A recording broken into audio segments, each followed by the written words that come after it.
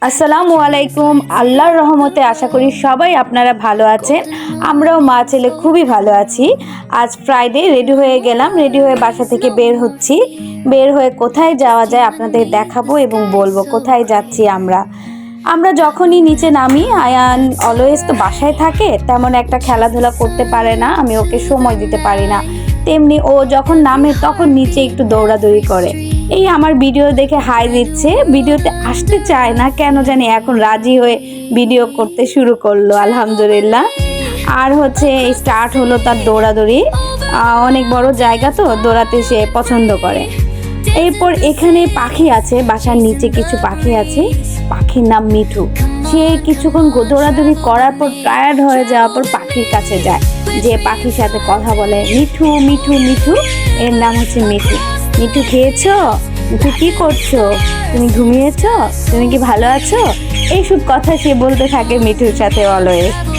কথা শেষে আমরা বের হয়ে যাব। ছোটবেলায় আয়ানকে আমি একটা কথা বলেছিলাম, বাবা যখনই বাইরে বের হও মায়ের হাত ধরে হাঁটবে, যার সাথেই বের হও, নানু, খালা, চুমামা, তারই হাত ধরে হাঁটবে, কখনো হাতটি ছাড়বে না।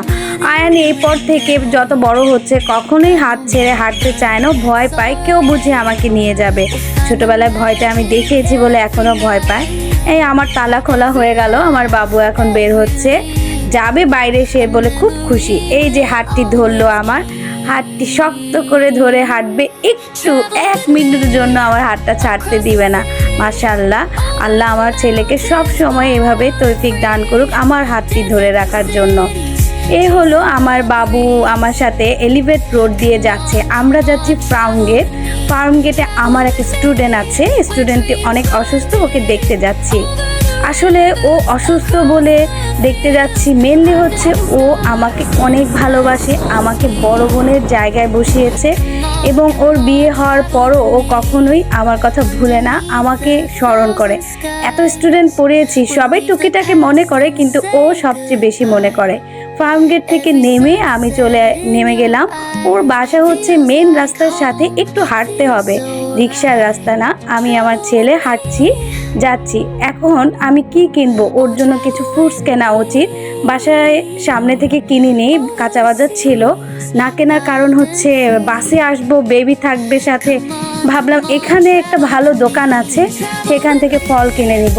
বাট দুঃখের বিষয় আমি ফলটি খুঁজে পেলাম না, যে দোকানটা ছিল সেই দোকানটা বন্ধ হয়ে গেছে। যেহেতু আমি ফলের দোকান পাচ্ছিলাম না, ভেবে নিলাম যে সামনে আমার অফিস ছিল, অফিসে একটু যেয়ে দেখি ভাইয়ারা কোনো ভালো ফলের দোকানের অ্যাড্রেস দিতে পারে কিনা, আর এর সাথে সাথে তাদের সাথে দেখাও হয়ে যাবে। এসে দেখি অফিসে আগে লিফট ছিল না, এখন লিফট হয়ে গেছে। আমি লিফটে করে চলে আসলাম। আয়ান দেখছি ওর মাদ্রাসা, অফিসের উপরেই আয়ানের মাদ্রাসা। আয়ান মাদ্রাসার রং, লিফট চেঞ্জ দেখে ঘুরে ঘুরে দেখছে আর যেতে যাচ্ছে। বাট এই টাইমে সবাই মসজিদে, যার কারণে অফ ছিল বলে ওকে দেখাতে পারছিলাম না। আমি ডাকছি চলে আসো, একটু একটু দেখছে যে কতটা সময় এই মাদ্রাসায় পার করে দিয়েছে। অফিসে যে ভেবেছি যে সবাইকে জিজ্ঞেস করে এক ছোট ভাই ছিল, ওকে নিয়ে ফলের দোকান চলে আসলাম। আসলে এটা আমার আশা ছিল যে ফলগুলো কিনবো, সেগুলো এখানে একটাও নেই। তবে খালি হাতে কীভাবে যাই, অসুস্থ ব্যক্তিকে দেখতে যাব, তাই যেটা পেয়েছি সেটাই নিয়ে নিলাম। আম নিয়েছি আর মালটা নিয়েছি, নিয়ে এই তো আমার স্টুডেন্টের বাসার গলির সামনে আমি চলে এসেছি, এখন যাচ্ছি। আয়ান আমার সাথে এতবার এসেছে যার কারণে বাসাটাও চেনে, এখন ও আমাকে বাসাটা দেখিয়ে নিয়ে যাচ্ছে। আমি বললাম তুমি দেখো চেনো কিনা, আমাকে নিয়ে যাও। সে দৌড় দিয়ে সঠিক বাসার ভেতরেই ঢুকে যাচ্ছে এবং সে অনেক হ্যাপি। এই বাসায় বড় আপুর 2টো বেবি আছে, 2জনই ছেলে, ওদের সাথেও খেলতে পারবে, মজা করতে পারবে এবং অনেক মজা খেতে পারবে। রেডি হয়ে এসে যাচ্ছে, দৌড়াচ্ছে, যাবে। এই তো বাসা আমাকে দেখাচ্ছে। আসলে অনেক দিন পর এসেছি, স্টুডেন্টের বিয়েতে যে এসেছিলাম এর মধ্যে আর কখনোই আসিনি। এখনও অসুস্থ বলে দেখতে এসেছি, আমারও অনেক ব্যস্ততা থাকে যার কারণে আসা হয় না। বাসাটা 6 তলা, উঠছি, আমি ভিডিও করছি। আয়ান তখন বলছে মা আর ভিডিও করো না, চলে আসো। এই তো আস্তে আস্তে করে উঠে যাচ্ছি, 3 তলায় চলে এসেছি। জীবনে চলতে গেলে অনেক মানুষই পাওয়া যায়, কেউ তোমাকে অনেক গুরুত্ব দিবে, কেউ তোমাকে গুরুত্ব দিবে না, কেউ তোমাকে গুরুত্ব দেওয়ার অভিনয় করবে, কিন্তু আমরা এখন এমন একটা বয়সে চলে আসছি যেখানে আবেগ বলে কিছু থাকে না।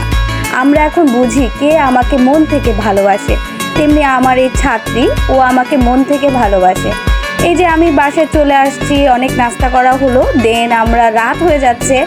আমার গল্প আড্ডা শেষ হচ্ছিল না আপুদের সাথে, এবং খালামণি ছিল, আন্টি ছিল, সবার সাথে গল্প করছি। আর এখান দিয়ে আয়ানের খেলাধুলা তো চলছেই। ওদের দুই ভাইয়ের সাথে আয়ান খুব এনজয় করে, ওর সাথে মাদ্রাসাও পড়েছিল, ভালো বন্ধুত্ব আইজাসের সাথে। ওরা দুজনই সমবয়সী। কথায় আছে, লোভী আর স্বার্থপর কখনোই সম্পর্কের মর্যাদা দিতে জানে না। তারা নিজের লাভ দেখলেই সম্পর্ক পরিবর্তন করে। এই ধরনের মানুষ থেকে আমি অলওয়েজ দূরে থাকি।